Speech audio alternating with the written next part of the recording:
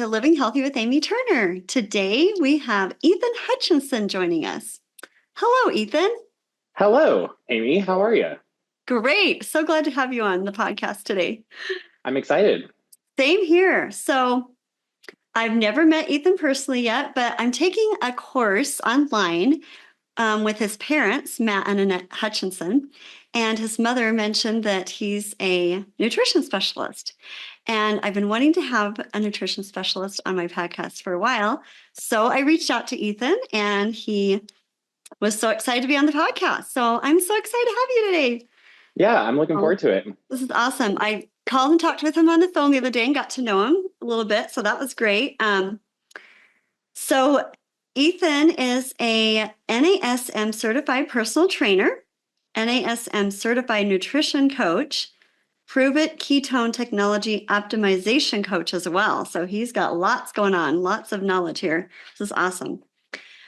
He let's see, he's a coach through the National Academy of Sports Medicine and helps people build habits to train out of pain and live a stronger life. In the past 2 years, he's had a dozen success stories regarding pain management, fat loss, increased mobility, and strength after surgeries or procedures, building strength after injury, and building habits that benefit the body, mind, and spirit. Ethan takes an incremental and zoomed out approach to fitness and nutrition, allowing its clients customization, independence, and success. Okay, that's awesome. Ethan, please tell us when you decided to become a nutrition coach. Yeah, so when the nutrition coaching came a little bit later in my career. So Okay. I first got into fitness. I played sports through high school. I Okay. was mainly a thrower in track and field, so I threw shot put and discus. I was always the kid that either got injured right before a big competition that would take me to the next level, or I just got edged out so that I couldn't make it to the next level. So I always felt really inferior when it came to my fitness. So I usually, I put a lot of worth into my accomplishments when I was a little bit younger. Mm-hmm. Um, but when I moved to a larger city, this was in a small town in Idaho, but when I moved to a larger city later in life, I had access to gyms.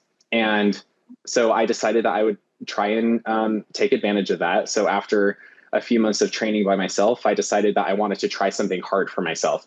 So I went and got a personal trainer to help coach me in powerlifting, just because it was a random thought in my head that I was like, you know what, if I want to do something hard, so I'm just going to go for it. So I was training in powerlifting for several months, and I was doing really well. But then in November of 2022, I blew out my L5. And so since that point, I've been training myself out of bad movement habits. I was told after that injury that I was going to move like an old person. I was going to basically be crippled. I was going to be stiff for the rest of my life. I couldn't like run or jump or lift again. And I was 19 at the time. And that was just an unacceptable thing for me to hear. So I just kind of said, whatever, screw it. I'm going to learn everything I can. So after diving into the internet for literally months, between 6 and 8 months, I ended up getting a certified personal trainer's certificate. And that offered me a lot of education on just basic physiology and anatomy of the body and how the body responds to training and exercise. It taught me a lot about general health that I didn't know about before. And when I got this personal trainer certification, I also realized that there were opportunities to get other specialized information as well.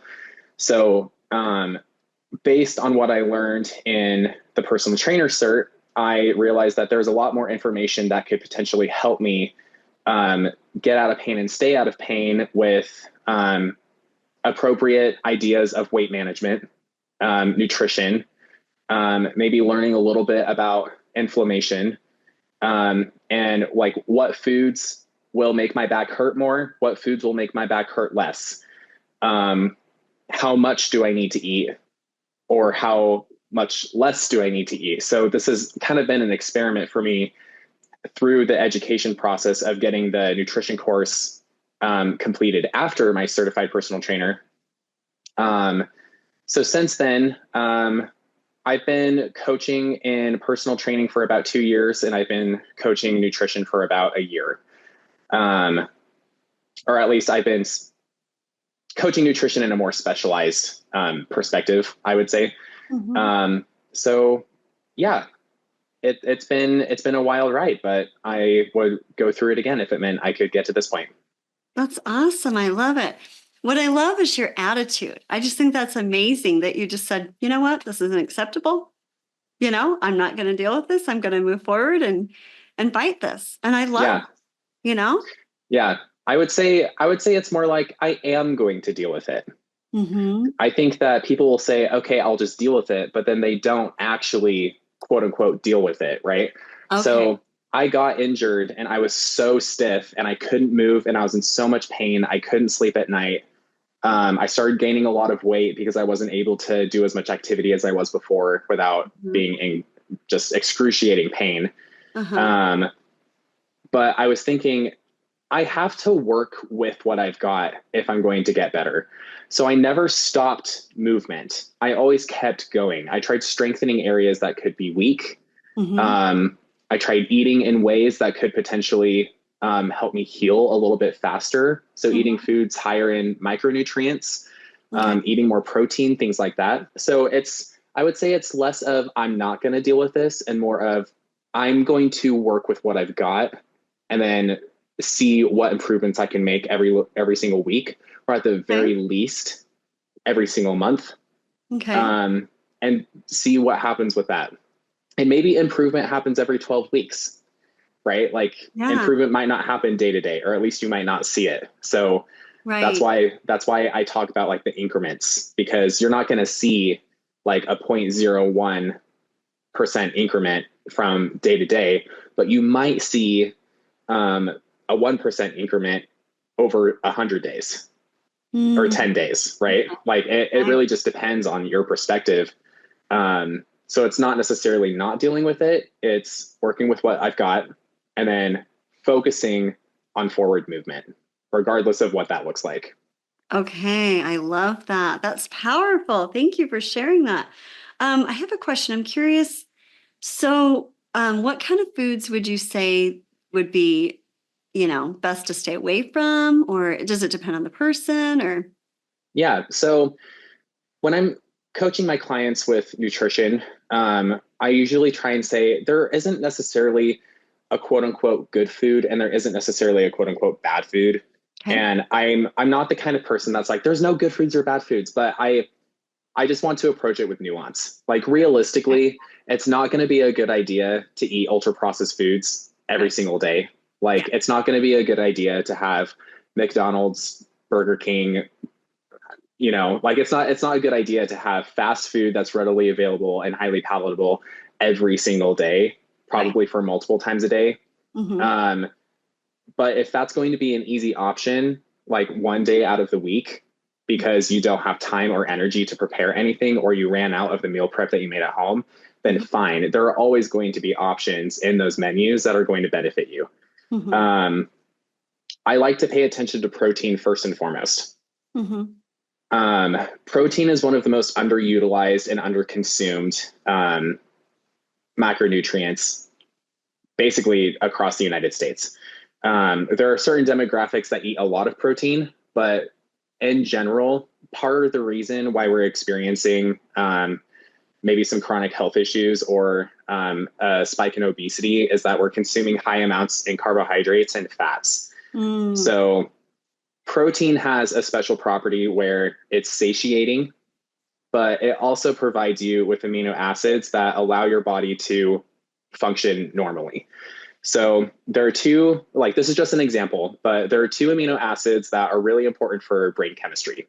Okay. So tryptophan, which you've probably heard of, makes you Uh-huh. sleepy, is in turkey, right? Yeah. And tyrosine are two essential amino acids. So they come from um, protein sources. They come from food sources. We can't Okay. produce those on our own. That's what essential means. Okay. Um, so like essential for a human might not necessarily be essential for another animal. All of our Okay. metabolic systems are different, but for us, um, those two amino acids in particular are essential. Okay. Those two amino acids create dopamine and serotonin respectively. Hmm. So if we're consuming enough protein, we can actually balance some of the brain chemistry and neurotransmitters that we're producing. Hmm. So if we are, let's say someone has gotten in a habit of spending a lot of money at a restaurant like McDonald's. Okay. Not like I don't have anything wrong with McDonald's. I love the taste of their food. I'm going to be completely honest about that. But what I'm not going to do is go there every single day.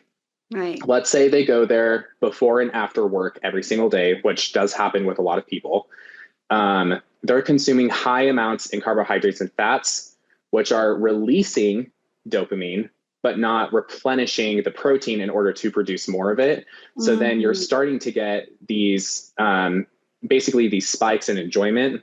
And then you get this crash because you didn't eat all day.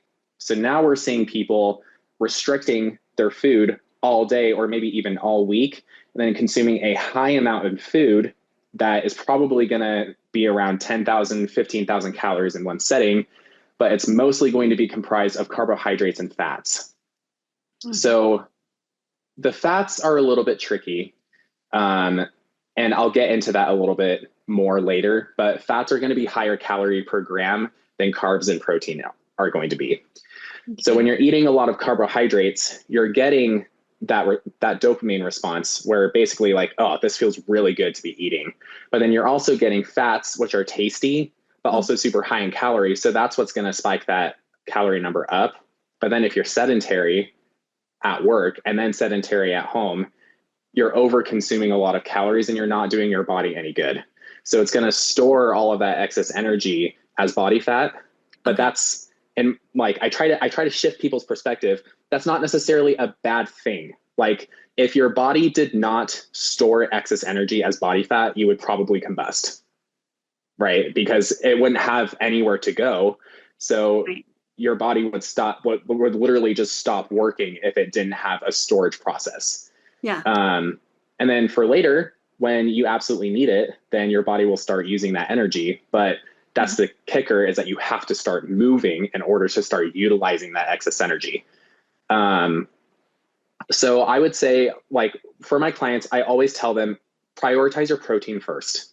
Okay. If tracking your food or being aware of what you're eating is a little bit too stressful, I want you to think about how much you're moving during the day. How many steps are you taking? Increase that number by 1,000 every month.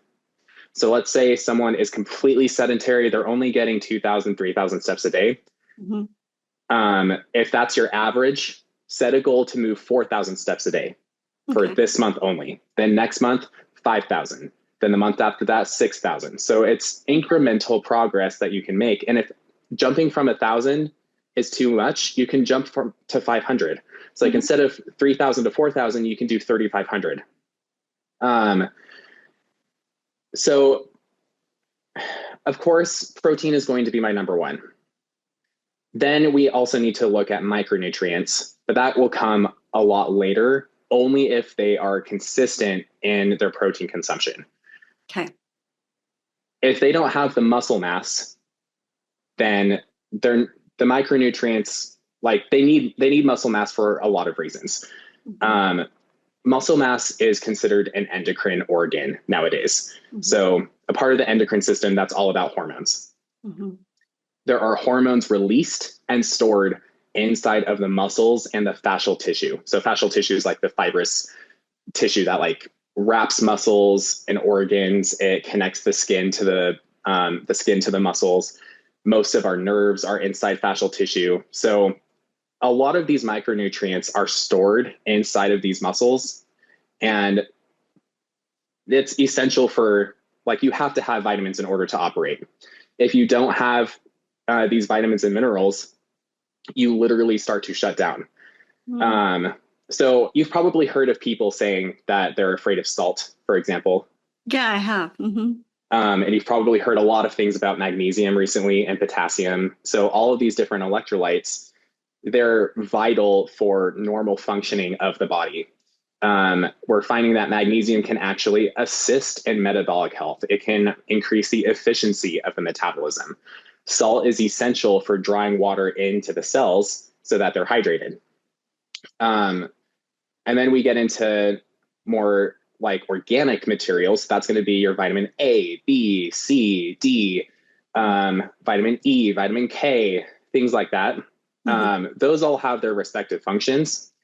And there are some functions where we can actually produce that if we're just outside. For example, vitamin D is produced inside of our eyes when we're outside in the sun.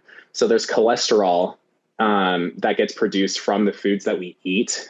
So it's not necessarily dietary cholesterol that we're consuming. We can produce cholesterol from the compounds that we consume, and then your body will disperse it because cholesterol will help transport good stuff in and out of the cells.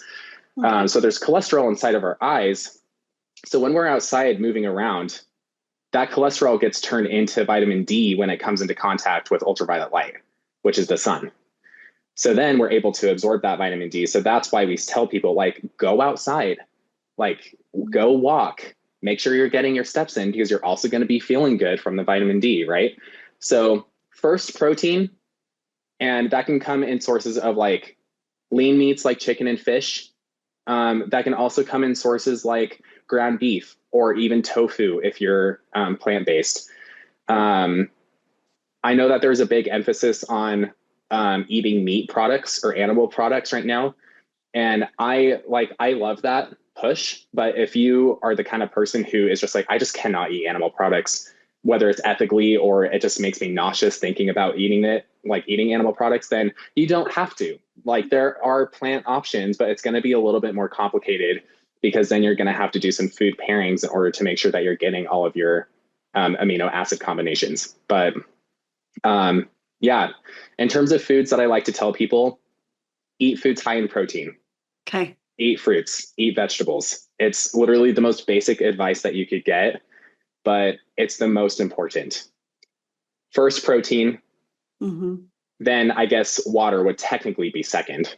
I always kind of skip over water, but I'm always like water from the very start. But then next would be movement.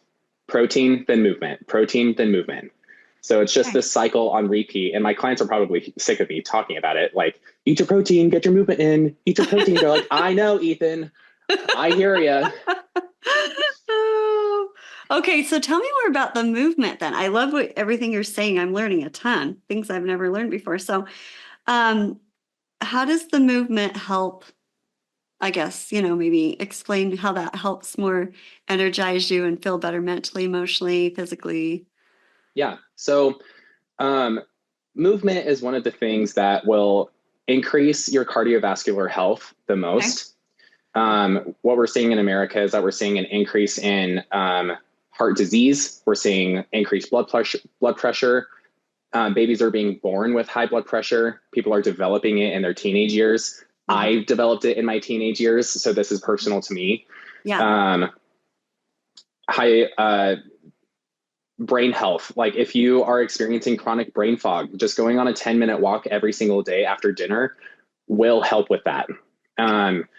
So we're seeing if you are simply moving for 10 minutes to 30 minutes a day, you are actually adding years to your life. So you're strengthening connective tissues, you're strengthening your muscles, and you're strengthening your heart. If you're doing all of those things and utilizing the energy that you have stored inside of your system, your brain is going to benefit the most, and your nervous system will accommodate that. So if you're someone who's super, super stressed, movement can be a part of your answer. Of course, like, water and nutrition also play into that. But I don't think that nutrition and movement are separate. I think they're inclusive to each other. Because you can't necessarily have, you can't have like awesome movement without proper nutrition to fuel what your goal is, if that makes sense. Yeah. So movement helps with all sorts of things. If you're someone who isn't comfortable going to the gym, go Mhm. take a walk in the sun or at your rec center or on a treadmill for at least 10 minutes and Okay. do that 5 days a week. And this can be first thing in the morning. This can be right after dinner. You're probably going to feel great doing it right after dinner. Um, but this is really just up to choice. Getting your blood moving and allowing your body to basically drain excess fluids so this is lymph, the lymphatic system. If your circulatory system is going, your lymphatic system should also be draining and replacing fluids to like transport good stuff and bad stuff in and out. Mhm. Lymph inflammation. So inflammation is something that's actually necessary in the body's functions because if we don't have inflammation, there's no healing. If we have chronic inflammation, there's stagnation in the body's lymph system somewhere, or an area is severely compromised and it needs very targeted attention in the body. Mhm. Um, so movement, I don't think that people truly understand the importance of movement because if people simply started walking or started lifting weights, I mean, of course, I'm going to recommend lifting weights. That's going to be one of the most vital things because muscle, like healthy muscle tissue, will assist you with the most things in your life. Um, it'll help you live a stronger life. It'll help you be happier. You'll be more receptive to your neurotransmitters. Mhm. You're less susceptible to chronic disease if that's the case. Right. Um, but just walk. If you can't lift weights for whatever reason or whatever narrative you're telling yourself, or if you're actually limited by not having a gym accessible to you, just walk. Whatever the reason is, I don't think it really matters, Mhm. right? Because people will message me all the time and they'll be like, so is it enough to walk? Is Mhm. it enough to just do this? I'm like, well, have you been doing that before? They're Yeah. like, no. I'm like, well, if you start, then yeah, Yeah. like whatever you do and whatever difference you make in your own life, you're using your agency and that power to build yourself a better life. So yes, of course, go on a walk after dinner. Like, I beg you, like get some fresh Yeah. air, you know? That makes sense. Just doing something. Okay. So that's what I have heard. Yeah. I heard that a lot lately that just, doing anything, just walking, even if you don't want to do any other. I've heard of people losing tons of weight just by walking. So I Yeah. think it's amazing. And that's great for viewers to hear that, don't like to exercise, but, just maybe walk, you know. Um, okay. So I want to talk a little bit more about the weights and muscle because I do hand weights. So, and I don't always consistently do them, maybe every couple weeks or so. But I do exercise at the gym. I do other exercises. But so I'm curious, would it be good? Is it better to do the leg weights too? Like I've never done leg weights, probably hardly ever. Yeah. To get So work on. your legs are one of the most important muscles, in my opinion, Okay. professionally and personally. Hmm. Um, your leg muscles are designed to be large and they're designed to be strong. Okay. Of course, a lot of that plays into genetics, but your legs are the strongest muscles outside of like the heart for a reason. Hmm. Um, your legs get you around. And of course, this might not apply to everyone. Like, I don't know if people are going to be, people are going to have their own stories. Some might be paralyzed from the waist down. Some might not have legs. Hmm. So this might not necessarily apply to them. But if you have them, use them, right? That's Right. kind of the philosophy that I'm running off of. And if you don't have them, then you're doing great. You don't have to worry about it, right? Right. That's funny. um, so, and I mean that with all the respect I possibly can. Right. Right. Yeah. But if you have them, work them. Whether that's walking, sprinting. Sprinting is excellent for your muscles. Hmm. Um, if you can do some sort of leg exercises, a Hmm. lot of the pain that we start to feel originates in the hips. Hmm. So if you are working your core, you Hmm. need to be working your legs as well. If Okay. you start experiencing low back pain, Hmm. there are some exercises that can actually assist you with that. And that gets a little bit more technical, but zoom out. If you're stretching and you're doing some form of leg variation, whether it's a squat or a hinge pattern, Yeah. and you're solid, um, I say squat as a movement pattern, not an exercise. Mm-hmm. And a hinge is a movement pattern and not an exercise as well. So Okay. this is fully customizable. You could do a barbell back squat, or you could do a dumbbell goblet squat. So holding the weight in front of you like this and doing a squat. You Mm-hmm. could do a squat on a machine that lets you do it. You could do a leg press. Like those are all squatting movement patterns that will allow you to strengthen the general leg muscles that you have on your body, Okay. specifically the quadriceps that are going to be in the front. Mm-hmm. Um, Additionally, a hinging pattern is going to work generally the backside of your legs, so your glutes and your hamstrings. Um, you want to make sure that you're getting at least one exercise for each of those movement patterns if you're addressing your legs. Okay. Um, and protein plays a big role into it.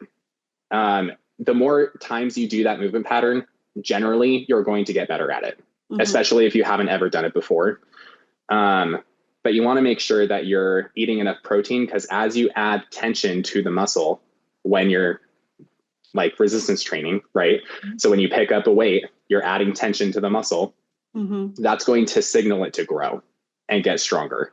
Your Okay. nervous system is going to become more receptive to that movement. It's going to become more sensitive to it.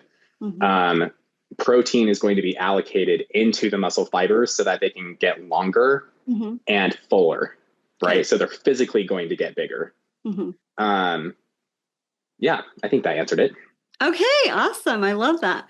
Oh yeah, I was just going to say really quick about the walking, when you were saying walking outside or just getting outside. I know it's amazing because like in the winter, I do not like to be cold. So in the winter, I don't like to walk, but the past couple of years, when I go outside, I have been feeling more prompted to like go outside and just take walks every now and then. And I got to tell you, I just feel so much better, not just physically, but mentally, emotionally, everything. Just because when you're in the house all day, even if it's not sunny outside, just that Yeah, fresh air, you know what I mean? Being in the world and, just refreshes me in every way. So, yeah, exactly. And it's designed to, right? Like, yeah. this is kind of where the spiritual aspect comes in to my coaching. The earth is a living, breathing thing. And some people are going to think this is kind of like woo woo, like metaphysical type Yeah. stuff. And they're Yeah. probably going to tune out when I talk about this. But I always try to bring attention to this. Hmm. Sometimes I don't do a great job, but the earth is a living, breathing thing. You don't want to completely abandon it. Yeah. Like you don't want to discard it and you don't want to take advantage of it. If Hmm. there's fresh air, go and breathe it and Yeah. take in that moment. Like turn off your phone, put it away. If you're feeling anxious, breathe some air. Like intentionally go outside and breathe some air. There's a reason that breathing exercises exist. Yeah. Um, if there's grass to be felt, like touch the grass. Like it's an automatic reset for you because you're reconnecting with something else that's living and breathing, which Hmm. is this entire rock that we're living on, right? Yeah. So some people aren't really going to resonate with that, Hmm. but it really just comes down to the anecdotes that you can like really rely on. So if you don't really believe it, Yeah. I would recommend go trying it, right? Yeah. Okay, awesome. Thank you. Um, Also, I wanted to talk a little bit about your childhood.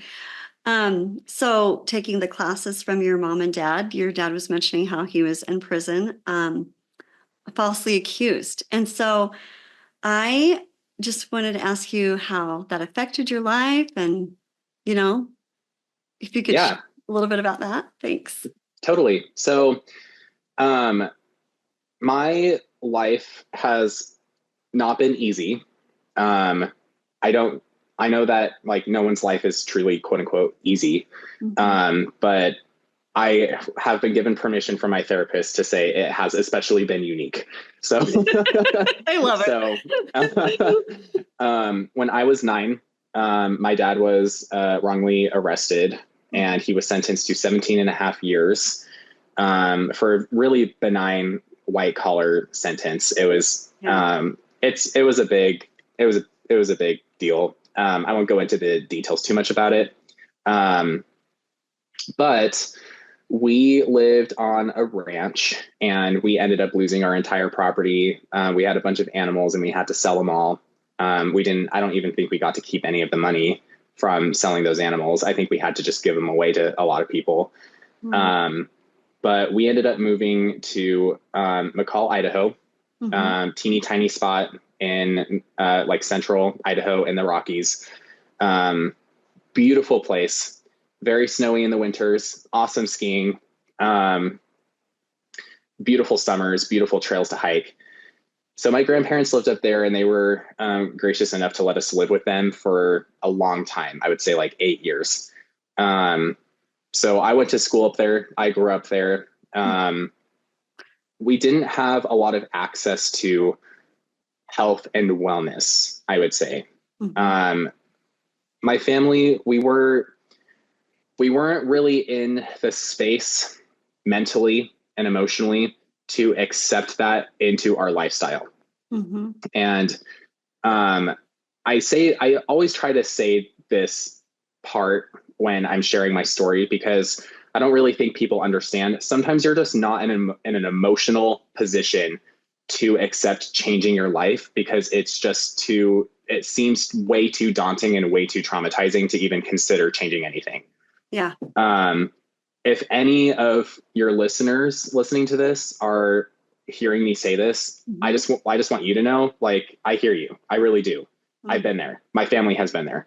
Um, so between that emotional state, but then also the financial state that we were in, we were literally broke.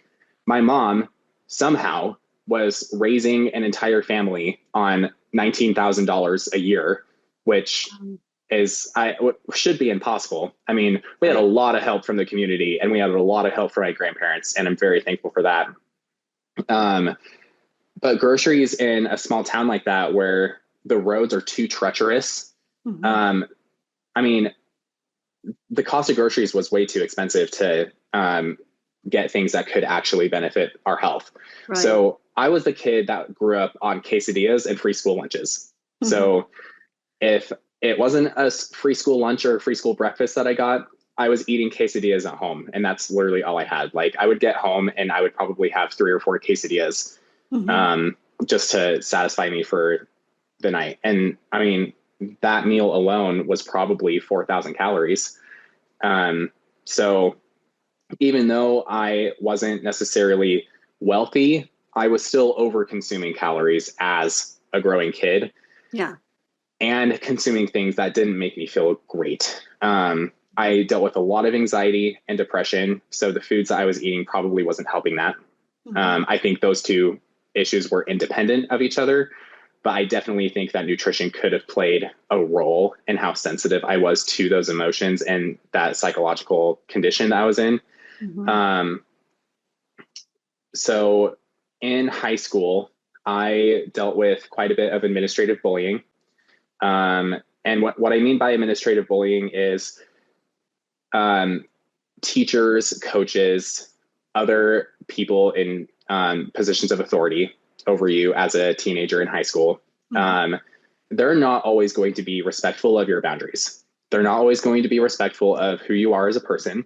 Mm-hmm. Sometimes I'm not going to say challenge, I'm going to say attack your identity. Yeah. Those people, if you are a teenager or a high schooler who experienced that, Mm-hmm. you probably experienced attacks on your identity, not necessarily a challenge on your identity. Mm-hmm. Um, you experienced inappropriate conversations Mm-hmm. in whatever way that you could, that probably applies to you. Mm-hmm. Um, for me, that was actually teachers telling me that I wasn't going to have a good relationship with my dad. So these teachers were trying to tell me that basically my family was going to fall apart the second everything, quote unquote, went back to normal. So nothing was going to go back to normal, but I already knew that. Like the Mm-hmm. SWAT team stormed my house when I was 9. Like I'm well aware of that happening. Like I already know that my life won't go back to normal. I'm traumatized for life by that. Right. um, but when I was going through that period, I definitely had that was probably the darkest point in my lifetime. Was the If bullying you, or the bullying part or yeah. okay. So senior year of high school, it Yeah. was, Okay. that was tough. And I would say that, if I didn't go to therapy at that point, I Mm-hmm. don't know what my life would look like now. Mm-hmm. Um, I I know that nutrition definitely had an influence in how, I reacted and how I felt, Mm-hmm. like physically. Mm-hmm. But additionally, um, I would not be in a position where I could talk about nutrition if I didn't have someone who could just see me. Um, and that's been a lesson that I've, forgotten sometimes and am reminded of all the time. Mm-hmm. Um, like I'll forget it, but then I'll be reminded of it, and it's always such a powerful reminder. Like this guy that I talk to almost every single week Mm-hmm. and have for years, he's kind of become my life coach. So holler to you if you're listening to this. Um, Awesome. but if I am approaching my life and I'm not taking the time to see the person that I'm talking to in front of me, and I have a really hard time doing this in public. Mm-hmm. Um, I I at the very least do my best to practice this when I'm sitting down with someone one on one, whether that's at a party, that my friends are putting on because it's like someone's birthday or whatever, or if, it's just a community get together, Mm-hmm. or if I'm studying in a public place and I sit next to someone and somehow conversation sparks. Mm-hmm. Um, I don't know, like if I can do my best to see the person I'm talking to in front of me, Mm-hmm. then I will be able to help them. If that's my goal, and if that's my business practice, if that's my goal personally, and if that's, my business practice goal, then I will be successful. I'm wanting to be successful in.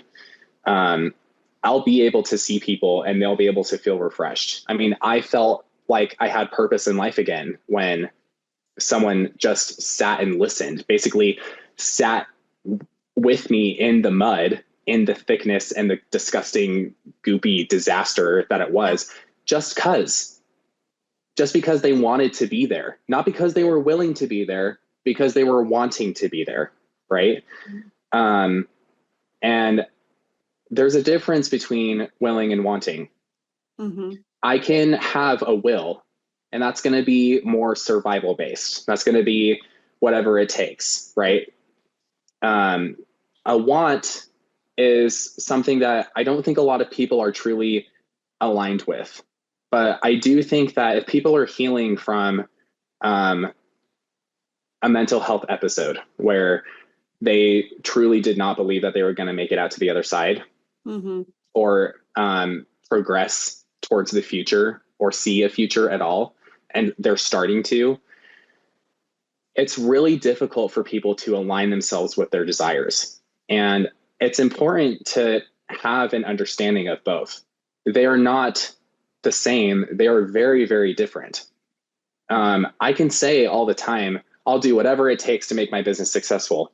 But is that really what I want to do? Mm-hmm. And Right. if I am willing to do whatever it takes, what does that mean? You know, like what am I really wanting to do? What's really the impact I want to have? Mm-hmm. Who do I want to become? Right? What things do I want? What emotions do I want to be good at feeling and understanding? Um, what stories do I want to hear and relate to? So it doesn't matter what your wants are, and it doesn't really matter what your will is. It's really important, though, to make sure that you understand what this is and you understand what this is. And if you can align your will and wants, that's when clarity truly happens. Mm-hmm. So I think that if someone approaches me with, questions, so let's say someone schedules a consultation with me, this has happened before, and they're just like, I don't really want coaching. I just have questions. Mm-hmm. Um, I'm like, okay, shoot, I'm listening. Yeah. And they're like, oh, okay. And then they'll ask their question because people aren't taking the time to just sit with them. Maybe that's all they need. They just need someone to listen to what their concerns are. And then it offers them clarity, because the whole point of my business is to make sure that people can do all of these practices by themselves. And if a simple call is all that takes, then I did my job. Right. And then that helps my business in the future. I probably didn't get any money off of it, but that's fine because I'm building infrastructure right now. Right. Mm-hmm. So if your will says, I am going to lose weight, for example, mm-hmm. Or I'll use my personal example here. I'll say, I am going to get out of pain. I'll do whatever it takes to get out of pain. Mm-hmm. What are my wants though? Do I want to get out of pain? Yes. Do I want to maybe switch the way I'm eating? I mean, this cheeseburger's tasting really good right now, you know? Yeah. But what if I tried it tomorrow? How am I going to feel by the end of the day?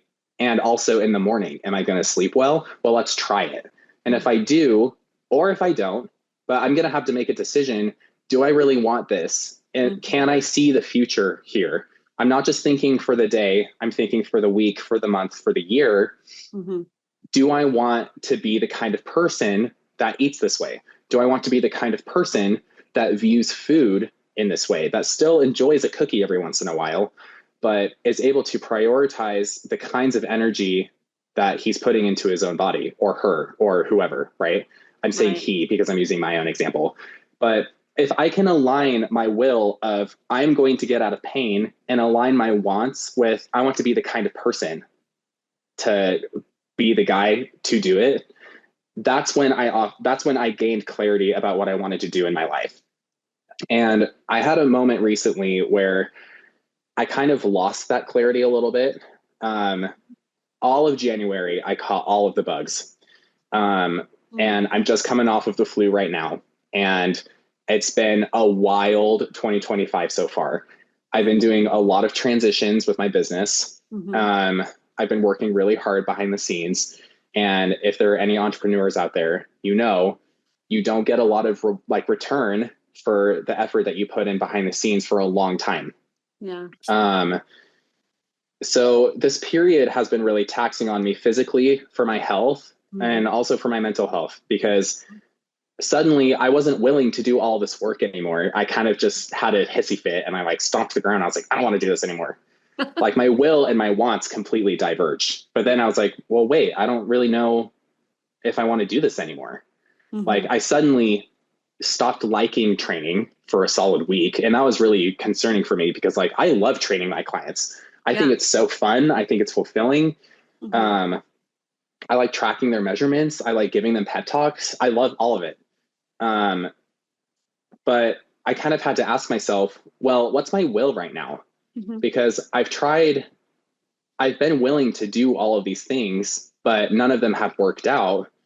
And so now my will has, in my perspective, has kind of crumbled a little bit because nothing has come of my will, but nothing has nothing has come of my wants either. Mm-hmm. So now they're starting to diverge and trying to equalize a little bit.